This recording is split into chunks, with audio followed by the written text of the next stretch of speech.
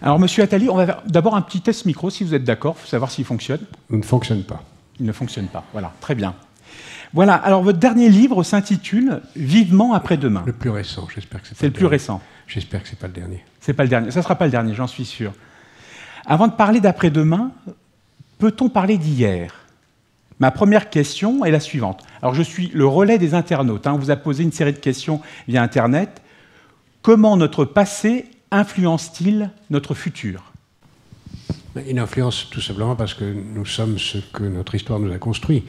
Nous sommes ce que nous sommes, même biologiquement, en raison de notre évolution. Nous sommes ce que nous sommes culturellement, parce que nos langues ont évolué. Nous sommes ce que nous sommes en raison de la culture que nous avons accumulée, les langues qui se sont transformées, en raison de l'héritage que nous avons accumulé, et aussi en raison des catastrophes que nous avons créées, qui fait que l'humanité aujourd'hui est dans un univers de plus en plus fragile, de plus en plus menacé, en raison de ce dont nous avons hérité. Idéalement, on pourrait penser que le meilleur compense le pire. Je pense que le meilleur compense le pire. Je pense que nous avons créé plus de choses positives que nous n'avons de choses négatives. En tout cas, les choses positives nous permettent d'espérer avoir les moyens de compenser les choses négatives. L'humanité a beaucoup plus de moyens de faire le bien aujourd'hui qu'elle n'en avait il y a ne serait-ce qu'un siècle. Et puis peut-être surtout, le plus important de ce que nous avons hérité du passé, c'est notre capacité, un peu illusoire mais réelle, à tirer des leçons de ce qui nous est arrivé, à utiliser nos erreurs, nos échecs, nos faillites, nos fragilités, comme des moyens d'apprendre pour ne pas les refaire. Et donc la pire chose que nous puissions être, c'est amnésique, c'est-à-dire ne pas vouloir voir le passé et recommencer les mêmes erreurs. Ce que nous sommes en train de faire à 1000 occasions, quand on refait des dettes excessives, quand on détruit la nature, quand on accumule des armes de violence, quand on retourne au populisme, quand on retourne à l'intolérance, quand on retourne aux guerres de religion, tout ça on l'a déjà connu et on sait très bien à quelle barbarie ça peut nous conduire. Donc les leçons de l'histoire sont fondamentales, même si les hommes trouvent en général qu'ils les vivent mieux amnésiques qu'avec la mémoire. Alors la deuxième question que l'on aimerait vous poser, c'est aujourd'hui nous avons l'impression que tout va mal. Alors est-ce une réalité? Notre monde va-t-il si mal?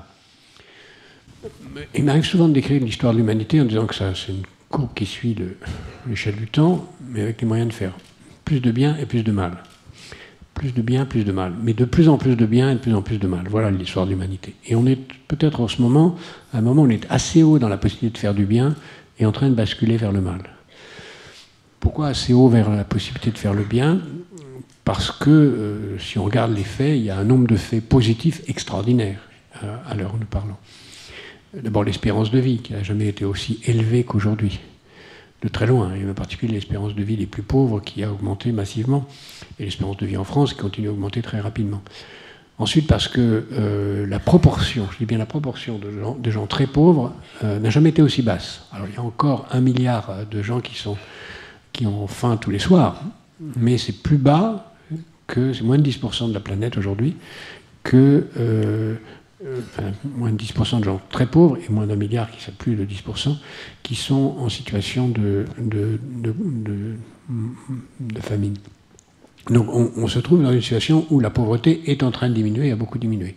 Étonnamment, jusqu'il y a 2 ans en tout cas, la violence n'avait jamais été aussi basse que maintenant, dans l'histoire humaine. Là, on a des statistiques assez anciennes, des statistiques plus ou moins historiques, mais qui montrent que la violence a énormément diminué. La violence en pourcentage de la population, pas en nombre absolu. Donc il y a beaucoup d'indicateurs qui montrent que ça va beaucoup mieux par le passé. Mais d'une certaine façon, et c'est d'ailleurs une des raisons qui explique le pessimisme spécifiquement français, on pourrait dire qu'en raison d'un très grand nombre de choses qui vont mal, et qui semblent aller de plus en plus mal, comme en particulier l'environnement, le climat, les inégalités, la concentration des richesses, le chômage, le désespoir, et beaucoup de choses dont on pourra parler tout à l'heure, il y a le sentiment que ça allait bien et que ça ne peut aller que plus mal. Et d'une certaine façon, c'est parce que ça va très bien ou relativement très bien que ça peut aller très mal. Donc le pessimisme est lié à une constatation de ce que les choses ne sont pas si mal, même s'il y a beaucoup d'inégalités. Donc ça va beaucoup mieux par le passé, avec une extraordinaire aggravation des injustices et des inégalités et énormément de nuages à l'horizon. Très bien. Alors, maintenant, ma question, elle est toute simple et elle rejoint celle des internautes, c'est que peut-on Et doit-on faire pour soi et pour les autres?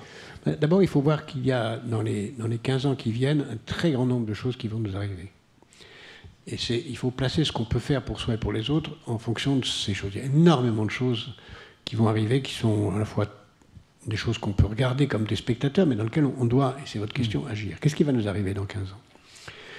D'ici, de façon certaine, dans 15 ans, il y aura 1 milliard d'habitants de plus sur la planète, dont 600 millions en Afrique. 1 milliard, dont 600 millions en Afrique. Il y aura au moins 50 millions de personnes qui auront changé de continent. Il y aura une espérance de vie qui sera de 3 ans et demi plus élevée sur la planète. Il y aura un âge moyen de la planète qui sera 4 ans plus élevé qu'aujourd'hui. Il y aura un nombre de progrès techniques incroyables qui vont se généraliser.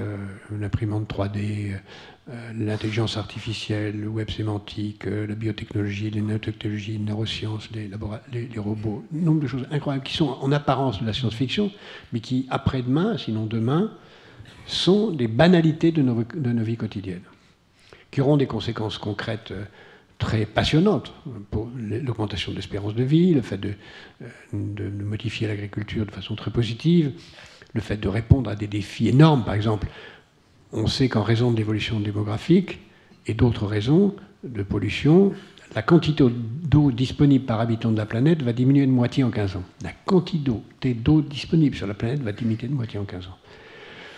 Donc ça fait froid dans le dos, mais les progrès techniques devraient permettre de le dépasser. De même, il y a un autre facteur très important, c'est qu'aujourd'hui, sur la planète, il y a 1,6 milliard d'habitants qui sont dans la classe moyenne, c'est-à-dire qui ont à peu près un niveau de vie décent relativement à leur niveau de vie d'environnement. Dans 15 ans, 1,6 milliard va être 3,5 milliards. Énorme changement. Le nombre de gens de classe moyenne, surtout en Chine et en Inde, parce que dans 15 ans, la Chine aura moins d'habitants que l'Inde, et c'est là où va se faire le principal changement, va apporter des progrès formidables. Donc si on allie progrès technique, naissance d'une classe moyenne forte, on a un sentiment d'une capacité d'organisation, d'une croissance de l'humanité particulièrement grande. Mais en même temps, les conséquences négatives sont énormes. Par exemple, le simple fait que au moins, je dis bien au moins, la moitié des métiers existants aujourd'hui auront disparu dans 15 ans. Au moins la moitié des métiers existants aujourd'hui auront disparu dans 15 ans. Sans parler des métiers qu'on enseigne à l'école. Donc, 80% des métiers qu'on enseigne à l'école aujourd'hui qui auront disparu quand ceux qui sont en train de les apprendre seront en âge de les exercer. Ce qui veut dire qu'il y a des mutations formidables. Alors, qu'est-ce qu'on doit faire? Évidemment, il faut faire plusieurs choses. Il faut d'abord se rendre compte qu'il y a des potentialités fantastiques, ne pas être pessimiste, résigné, ce que j'appelle résigné réclamant, c'est-à-dire résigné à ne pas pouvoir changer le monde, se prendre soi-même en charge, prendre conscience d'un certain nombre de choses fondamentales qui ne dépendent que de soi et qui nous amènent à agir, ce que j'appelle devenir soi, c'est-à-dire premièrement, et vous en parlerez avec Frédéric Salman tout à l'heure, prendre conscience de l'importance de sa propre vie, prendre conscience du fait qu'on est mortel, que notre vie est courte, et qu'on doit la vivre de la façon la plus intense possible.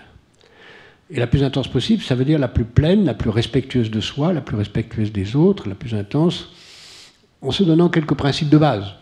Premièrement, on n'a aucune raison d'exercer un métier qui peut être exercé par un autre. Autant faire quelque chose de créatif, parce que ça ne sert à rien. Ce bref passage que nous avons sur cette planète, c'est pour faire quelque chose que quelqu'un d'autre peut faire, autant ne rien faire du tout. Deuxièmement, ne pas se contenter d'une seule vie. Pourquoi une seule vie? Comme on n'est pas sûr d'être incarné, essayer d'en avoir plusieurs, ne pas se limiter. Trouver profondément ce pourquoi on est fait. Et partir d'un principe fondamental. Quand on veut, on peut. Quand on veut, on peut. Et quand on croit qu'on ne peut pas, c'est qu'on n'a pas vraiment voulu.